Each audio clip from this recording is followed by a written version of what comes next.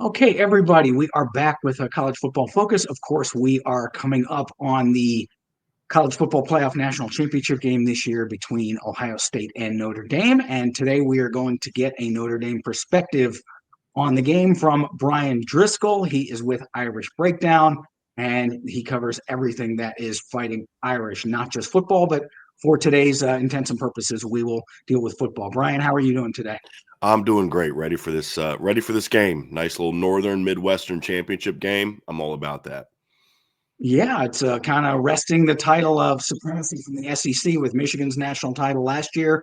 Going to have another kind of Midwest team this year, so I won't say that I'm going to gloat about it, but I will be smiling at Yes. the end, no matter who wins, really. But anyway, let's get on to this. Talk about the job Marcus Freeman has done. Obviously, he has Ohio State roots, but after that Northern Illinois game, I think there were probably more than just a few people who were a little bit scratching their heads maybe in South Bend. What did he do to kind of right the ship?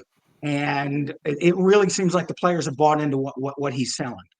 Well, one of the things about Marcus Freeman that creates the buy-in you talk about, number one is his ability to own when things don't go right. He's not one of those coaches, even if he maybe feels the players were needed to do something different. He always takes ownership when there's a mistake or when something doesn't go right, and that's a little bit of a contrast with what happened before, the coach that they had before. And I think the players genuinely respect that about him. But the other part that he's really been good at throughout his career is Marcus Freeman's really good at learning lessons, right? Taking things that happen and then using them to motivate the team to be better. I mean, you look at last year when Notre Dame had that loss to Clemson late in the year, and you watch how that team responded to that. They not only won their next three games, they absolutely obliterated their next three opponents, including Oregon State in a bowl game.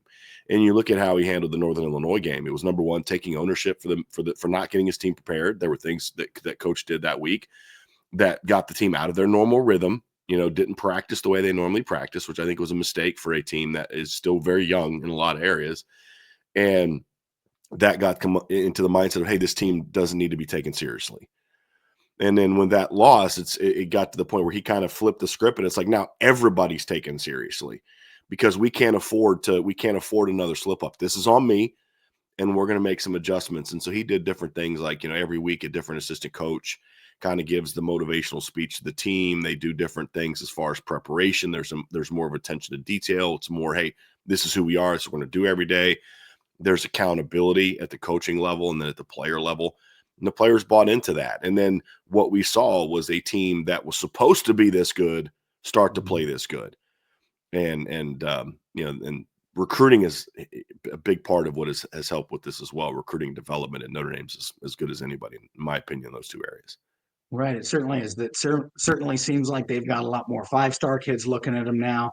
Even if they don't close on them, they are in the discussion. Whereas it wasn't that long ago that maybe they'd get one or two to be interested, but now it certainly seems like Notre Dame is a viable option. Kind of harkening back to that early season.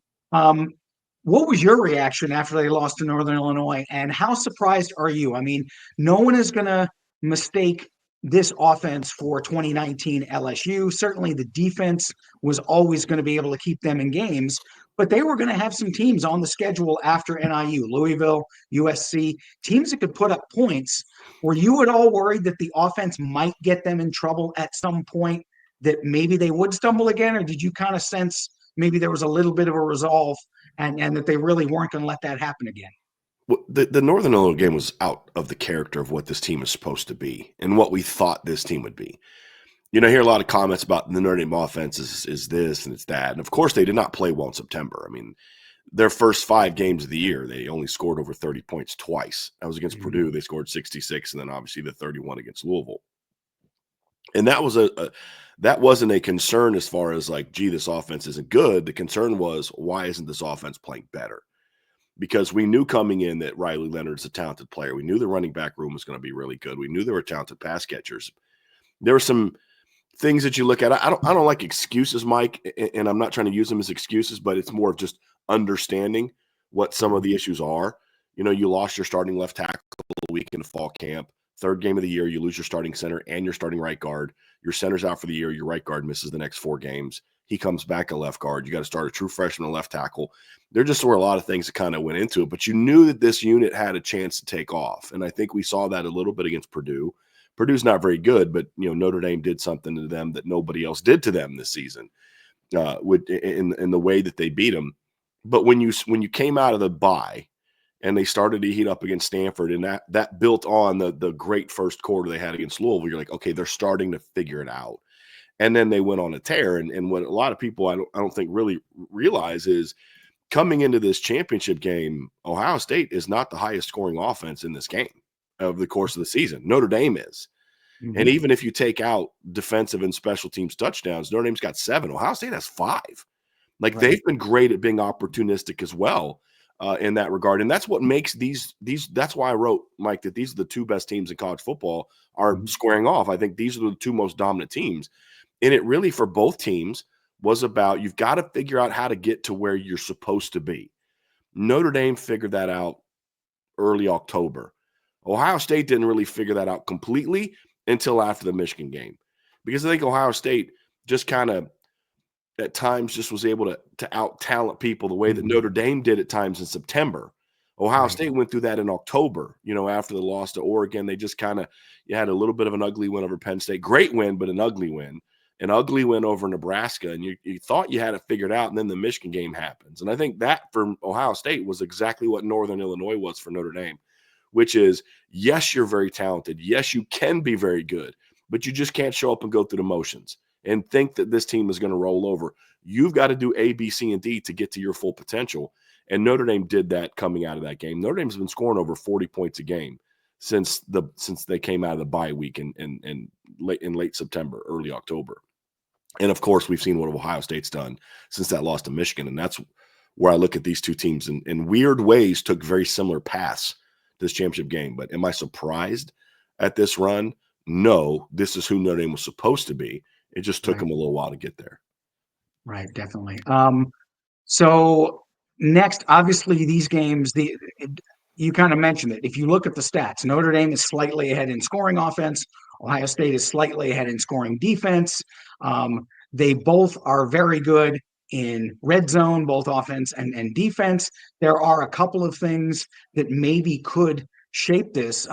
One thing that I have noticed is, if you look at some of the rushing stats, that Notre Dame has had, I guess, for lack of a better term, they didn't run the ball nearly as well as they have in the game against Penn State. Some of that, obviously, you mentioned the offensive line issues, but also Penn State was able to get some chunk plays with the running game. They averaged almost 4.9 yards per carry, scored 3 times on the ground. And I know that Notre Dame has an overall very good defense, but they also are a team that is ranked number 1 in against the pass. So what do you think is going to be the X factor? I mean, takeaways, rushing, offense or defense, stopping Jeremiah Smith. It seems like there could be a lot of different ways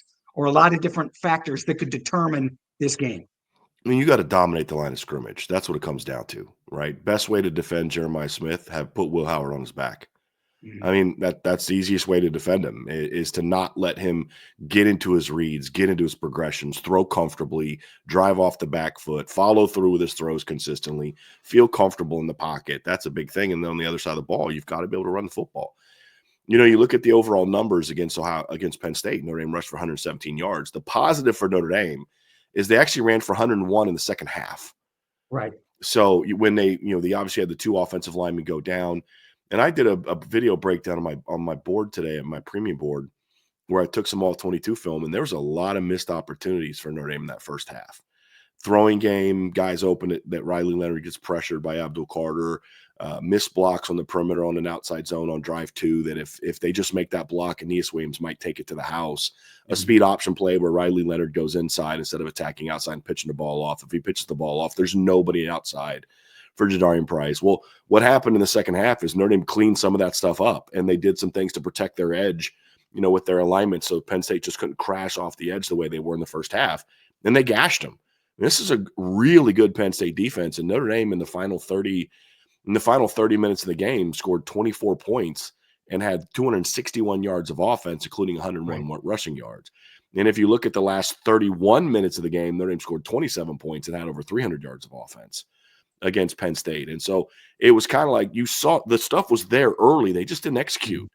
Now, the problem is if you do that against Ohio State, you could find yourself down 17-3 and in a lot tougher situation. But it really comes down to controlling the line of scrimmage. I mean, they gave up 141 rushing yards to Penn State in the first half, held Penn State to -3 in the third quarter. I mean, that's what got the game going around. And it was really getting back to playing your game. Be better at setting the edge in the run game. Your linebackers got to get back to crashing downhill instead of trying to let the guards get to them. Safeties have to be more disciplined with their lane assignments. And so they started just playing their game. And that was really the key in the second half. It wasn't that they did anything schematically that was incredibly different. There was obviously adjustments. But it was back to, hey, play your game. Do what we're supposed to do. And when they did that, they did a pretty good job of really – Penn State was the better team for the first 29 minutes, and Notre Dame was clearly the better team for the final 31 minutes, and that's why they're playing on Monday night. Right. I know there has been a little bit of worry about Anthony Knapp, and he's not going to play, but at the same time, you're getting Charles Jagusa back, and he was a guy who was expected to be there at the beginning, and he was one of the ones who went out early. So I don't know if I mean, Knapp is a loss because he was a freshman All-American and all that stuff, but Jagusa at least is a guy who's been in the program and played. I happen to agree with you. I think that a lot of the people who are talking about, well, if Notre Dame can slow down Jeremiah Smith, then they can win. I agree with you. I think on both sides, the trenches is really what's going to win this game. Mm-hmm. So where does Notre Dame fit now with the way that college football is changing? I still don't think realignment's done. I mean, I think it's done for the immediate future. It's probably done other than this Mountain West Pac-12 thing that we're going to see in the next couple of years. But where does Notre Dame fit in the changing landscape as far as NIL, transfer? There's always that talk about joining a conference. I think that that's kind of way off in the distance if it ever happens. But where does Notre Dame fit in the changing landscape where it seems like things are gearing more toward rewarding teams in conferences? Well, I think Notre Dame's success this season shows that, yes, conferences are getting rewarded more, but Notre Dame is still Notre Dame, right? I mean, if Notre Dame's good, they're still going to be ranked high. Mm-hmm. If Notre Dame is good, they're going to get into the playoff and they're going to have their opportunity to show if they belong on that stage, just like everybody else does. And I don't think that's going to change. I know there's always talk every year about, okay, it's Notre Dame have to join a conference. And look, people are going to still play Notre Dame because playing Notre Dame equals dollars. And that's what this whole thing is driven by. You want to make money? Schedule Notre Dame. You want to get recognition and recruiting access? Schedule Notre Dame. Outside of like Georgia, Bama, Ohio State, I mean, everybody else kind of needs that recognition. They need those type of games. And so Notre Dame's going to have no problem scheduling opponents, which is what the common mantra is. And so that's the only thing that could force them into a conference is nobody will play them. And that's just not going to happen. And there's no need for it. So if Notre Dame's good, they'll get this opportunity to play. And if they're not, they won't. Or if they do get in the playoff as an 11 or 12 seed, they'll get smacked and they'll go home like every other 11 or 12 seed gets smacked every year. But what Notre Dame has done that I was actually a little bit surprised by is Notre Dame has really embraced the changes that have come in college football. I was thinking that Notre Dame was going to be sort of archaic, which is a big issue they've had in the past, that they would kind of resist where this was going.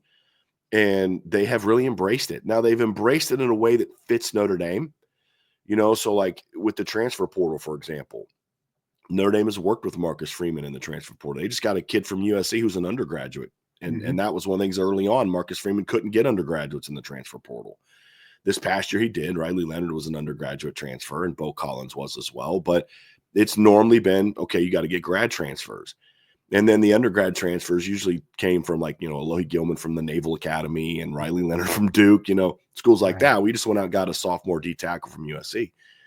And so the charge to Marcus Freeman has been like, we'll work with you as long as you make sure you're going out and getting the right kind of kid that fits into what we're trying to accomplish here as an institution. And that's something Marcus Freeman has done a great job on. But they've said, hey, look, the transfer portal is a reality. If the football team is going to be good, we've got to embrace the transfer portal, but we've got to embrace it in a way that works for Notre Dame.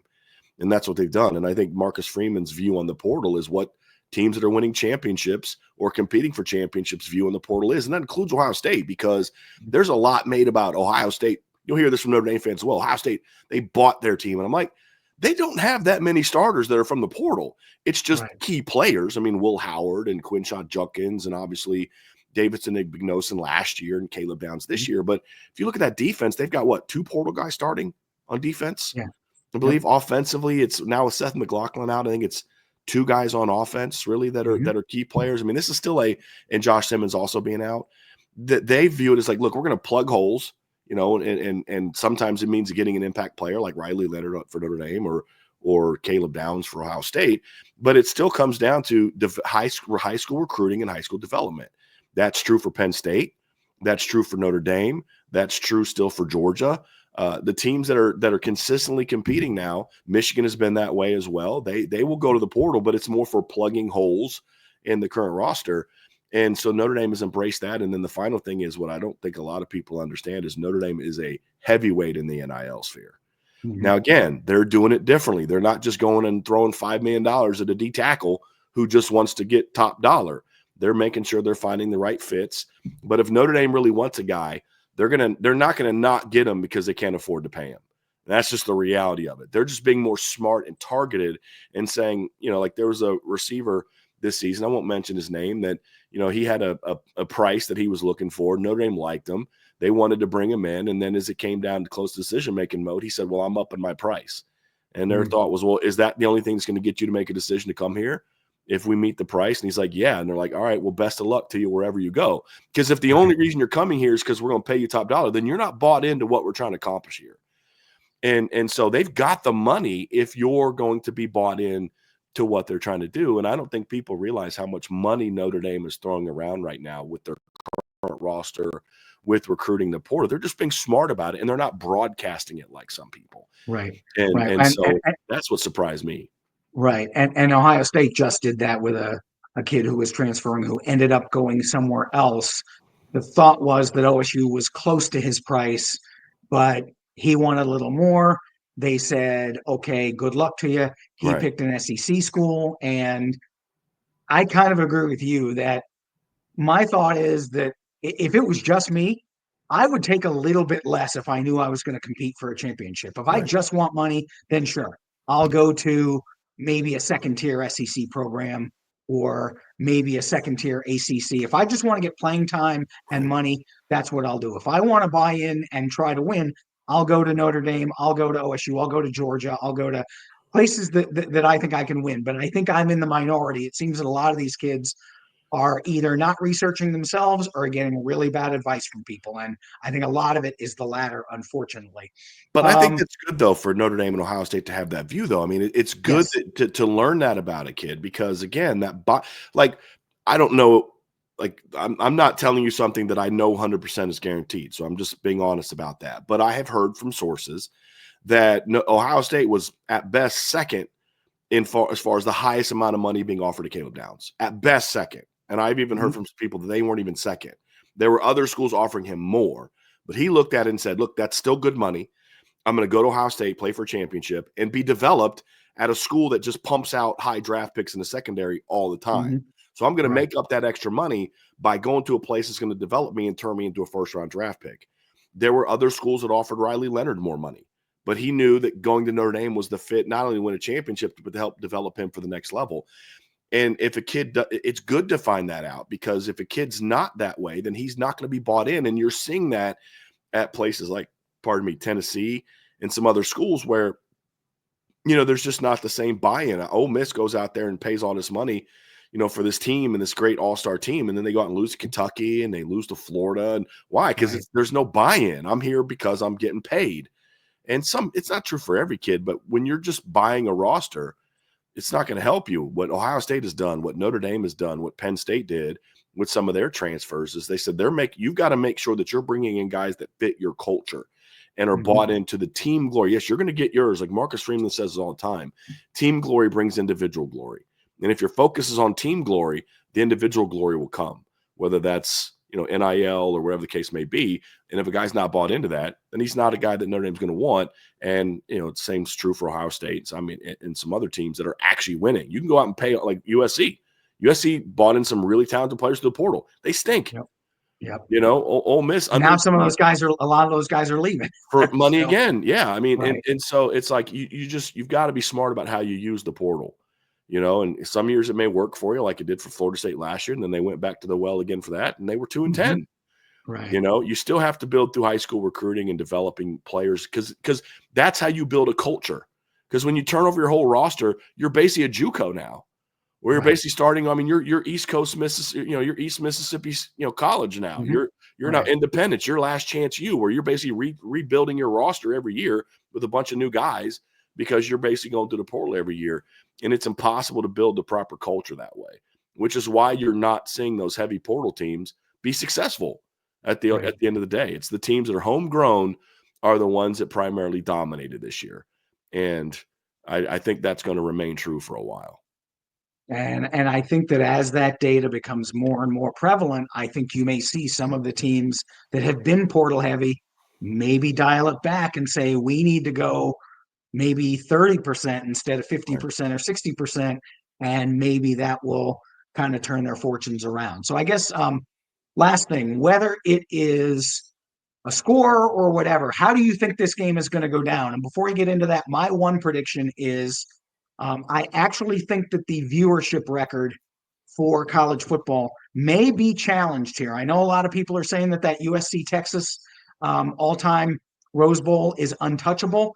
I don't think it is. When you have two brands like this with Ohio State and Notre Dame that have alumni all across the country and internationally, I think that if it doesn't break it, I would be shocked if it's not top 3 all time. So my prediction is based on, I think this is going to maybe challenge the viewership record. But from a game standpoint, I'm going to give mine later on a different broadcast. But whether you want to give a score or just how you think the game is going to go, what's your prediction for this game?